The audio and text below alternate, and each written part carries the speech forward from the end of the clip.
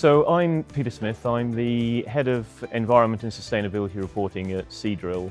Seadrill is a ultra-deep water offshore drilling company with operations in Angola, Brazil, Norway, the US, and also the Far East in Malaysia.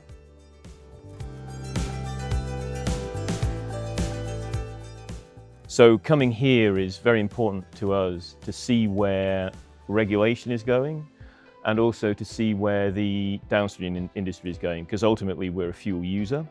And it's been very interesting hearing how refineries are decarbonising their fuel streams, their products, both in terms of potential renewables, but also some very interesting discussions around carbon capture and storage, decarbonising what from a refinery is their Scope 3, but from us is our Scope 1 emissions.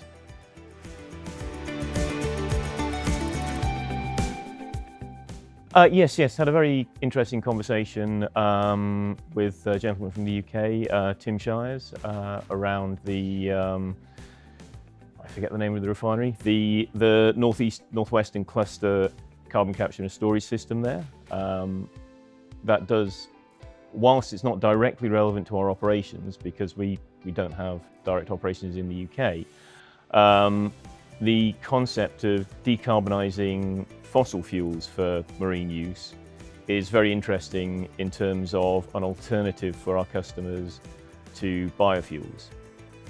The reason for that being that whilst there is a cost involved in CCS, the product cost for the end cost coming out of the refinery is similar to current marine diesel, whereas biofuels are quite a lot more expensive than marine diesel. So that does give our customers a different option for fuel uses, provided there's availability. One of the issues is obviously availability of low carbon fuels, but coming to a forum like this and hearing what's happening in the refining sector in Europe is really interesting, because whilst other areas of the world aren't as advanced in decarbonisation, Europe's setting the standard and leading, and other organisations and other parts of the world will be following.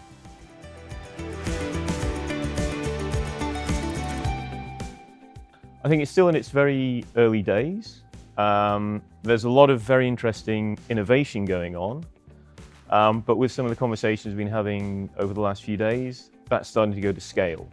And I think the policy environment in Europe is what's driving that.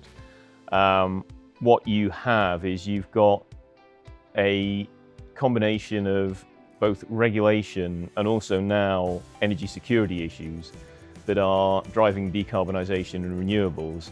But also the decarbonisation side is very interesting because it's pushing technologies and getting technologies to scale that are now becoming economical. And once the economics of things are in place, then actually you don't need the same policy environment to drive things because it's purely a case of economics.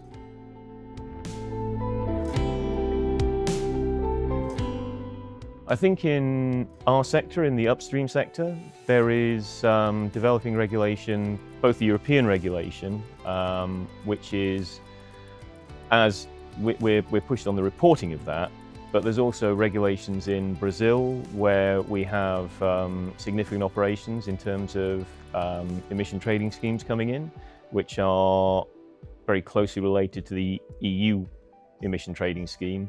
That will affect our operations down there. So we see decarbonisation becoming more and more important as we go forward. As an offshore drilling contractor, our role is more supporting customers in their decarbonisation objectives, primarily through things like energy efficiency and improved contract times so that we can drill faster, so the overall energy demand is lower. But we can also support customers with initiatives like low carbon fuels where they're available, and we can help customers reduce their emissions by using lower carbon fuels subject to availability.